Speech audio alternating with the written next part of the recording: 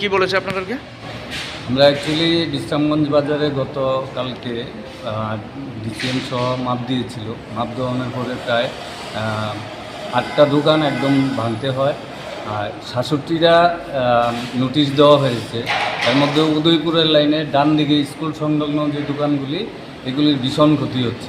এই দোকানিরা প্রত্যেকেই বন্ধন থেকে বা বিভিন্ন লোন নিয়ে ব্যবসা পরিচালনা করছে, এতে করে তাদের সংসার চলছে।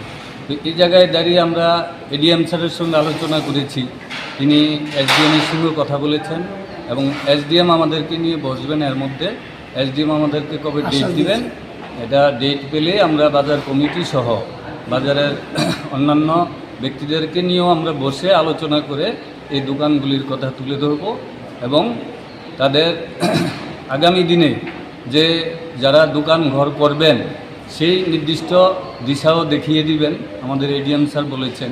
তো সেই দিকে লক্ষ্য রেখে আজকে যে আলোচনা হয়েছে খুব সুন্দরভাবে আমাদেরকে এডিএম স্যার বলেছে।